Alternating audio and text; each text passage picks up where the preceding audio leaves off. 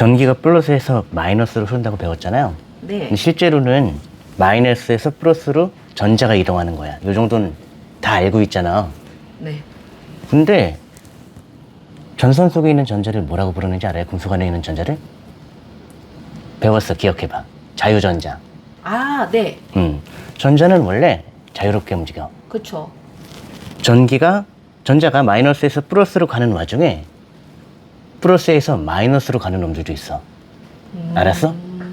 모든 전자가 마이너스에서 플러스로 가는 게 아니라 어떤 놈들은 플러스에서 마이너스로 가. 오. 왜냐면 랜덤하게 움직이거든. 오. 근데 왜 전자는 마이너스에서 플러스 쪽으로 이동할까? 압도적으로 마이너스에서 플러스로 이동하는 게 많을 뿐이야. 왜? 마이너스 쪽에 전자가 많이 몰려있는 상태니까. 결국 전자라는 것도 확률이 높은 곳에서 낮은 곳으로 이동하고 있는 거야.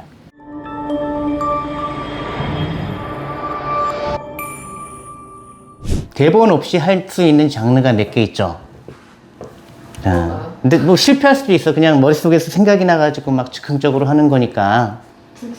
고품격 과학 채널 엔디용입니다. 웃지 마시고요. 여러분은 에너지를 사용합니다. 우리는 에너지를 어떻게 사용할까요? 뭐 배터리를 이용해서 전구를 켜고 가스를 이용해서 물을 끓일 수 있죠.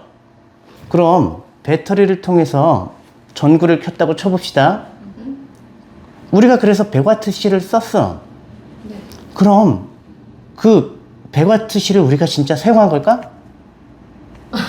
한번 생각해봐야 사용한 건지 아닌지. 철학인가요? 아니요? 과학입니다. 과학인가요? 네. 네, 썼어요.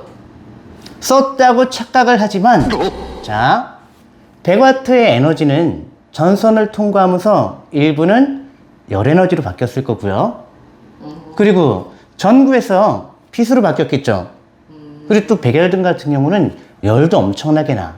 그 에너지를 모두 합하면 정확히 100W가 나옵니다. 여러분들은 단 0.1W도 사용하지 않았습니다. 이것이 바로 우리 어렸을 때 배웠던 연력학 제1법칙, 에너지 보존 법칙입니다. 모든 에너지는 보존이 됩니다. 근데 우리는 어떻게 에너지를 쓰는 걸까요? 물어봤잖아요. 우리는 어떻게 에너지를 쓰는 걸까? 에너지가 보존되는데 에너지를 쓰고 있어. 이게 도대체 말이 돼? 이해가 안 되잖아. 납득이 안 돼. 뭘까요? 에너지를 쓰고 있는데 에너지는 보존된대. 우리는 에너지를 사용하는 것이 아니라 엔트로피를 증가시키는 과정을 이용하는 겁니다. 엔트로피를 증가시키는 것 뿐이에요. 자, 연력학 제2법칙 나왔습니다. 엔트로피의 법칙. 뭐라고 기억을 하시나요? 기억이 안 납니다. 엔트로피 법칙. 간단하게 교과서적인 기술로는 점점 무질서해진다고 해. 네. 그래도 뭔지 모르겠어. 왜 무질서해지는데 그게 연력학이랑 무슨 상관인데? 자, 엔트로피의 법칙은 에너지의 이동 방향이라고 할 수도 있고요. 시간의 흐름이라고 할 수도 있고, 무질서의 증가, 뭐라고 할 수 있는, 뭐든지 갖다 붙일 수 있는데, 가장 정확한 표현은 될 일이 일어난다. 간단하지 않나요? 될 놈 될.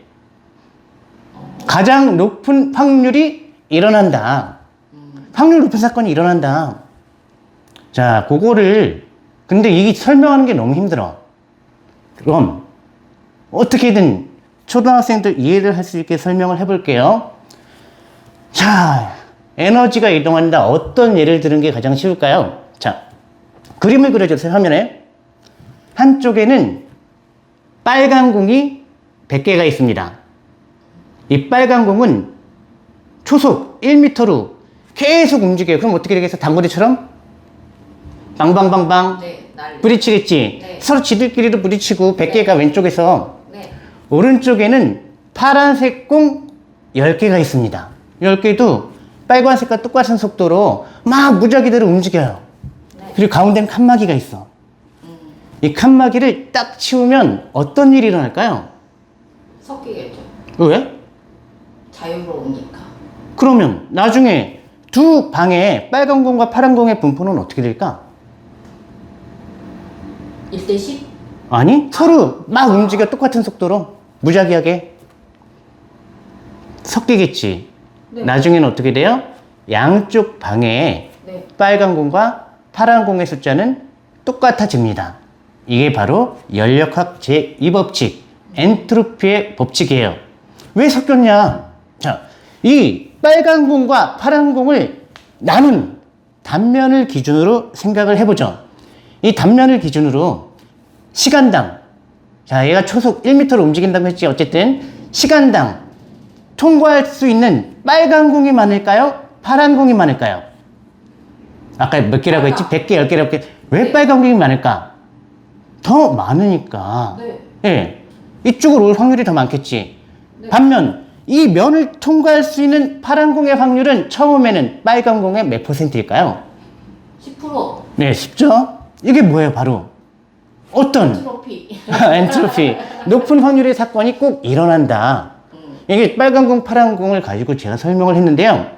금속 원자를 통해서 전달되는 열의 원리도 이 빨간 공, 파란 공과 동일합니다. 금속 막대기가 있어요. 또 그려줘, 화면에다가. 금속 막대기에, 이것도 정확히 그런 건 아니지만 간단하게 설명을 해보면, 한쪽 끝을 달구면 거기에 있던 원자들의 운동이 어떻게 될까요? 차가운 쪽보다. 뜨거운 거는 어때? 뜨거운 물체는 원자가 더, 분자든 더 활발하게 움직이잖아요. 이쪽이 더 활발하게 움직이죠. 네. 그럼 얘가 속도가 빨라지면서 어디로 튈지 모르겠지만 옆에 부딪히겠지. 네. 부딪히고 하면서 어때? 그 진동이 끝까지 가는 거죠. 네. 우리는 그 과정을 사용하는 거예요. 에너지를 쓰는 게 아니라. 그게 바로 엔트로피의 법칙이고요.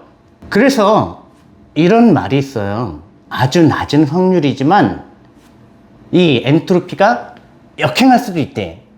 근데 잠깐 동안이야, 그건. 엄청나게 낮은 확률로 빨간 공이 하나 지나갈 동안 파란 공이 2개가 지나가는 사건이 벌어질 수 있어요.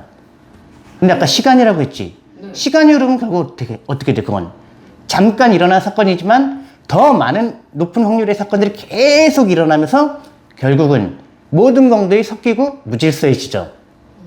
이 과정이 우리가 에너지를 사용하는 겁니다. 그런데 이 연력학 제1법칙과 2법칙 같은 경우는 3, 4는 있는데 그냥 몰라도 되고, 에너지 보존 법칙과 엔트로피의 법칙은 물리학에서 가장 절대적인 법칙이라고 했습니다.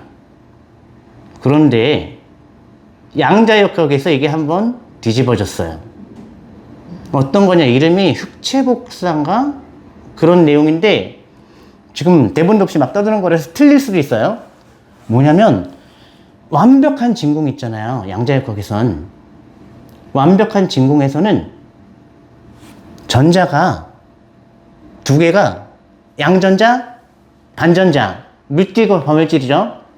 요게 아주 잠깐 우리가 인지할 수 없는 시간만큼 생겼다가 합쳐져 가지고 사라진대요. 믿기 힘들죠? 저도 믿기 힘들어요. 양자역학 세계는 원래 그래. 완벽한 진공에서도 뭔가 사라졌다가 합쳐져 가지고 사라진다. 그럼 절대법칙 1, 에너지 보존 법칙은 지켜진 거죠.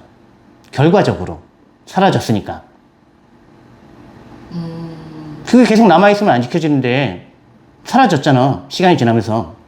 결과적으로 에너지 보존 법칙은 지켜졌는데 이게 사고 실험을 해본 거야. 스티븐 호킹이라는 사람이가 예전에 맞나 이름? 어떤 사고 실험을 했냐면 블랙홀이 있어. 블랙홀은 다 알죠? 네. 블랙홀에는 사건의 지평선, 이벤트 호라이즌이 있습니다. 뭔지 알죠? 어떤 느낌인지 알죠? 이 선을 딱 넘어가면 어떻게 돼? 어떻게 돼요? 그 선을 딱 넘어가는 순간 빛도 빠져나오지 못합니다. 네. 사건의 지평선이라고 불러요. 어떤 사건이 일어나는지 알 수가 없어, 그 안에선.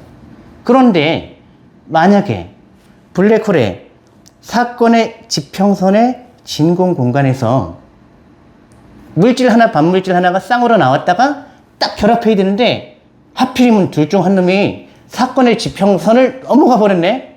얘는 반대쪽으로 가고? 그럼 이 둘은 영원히 못 만나. 못 만나죠. 이게 말이 될까? 이건 엔트로피 법칙도 무시하는 거예요.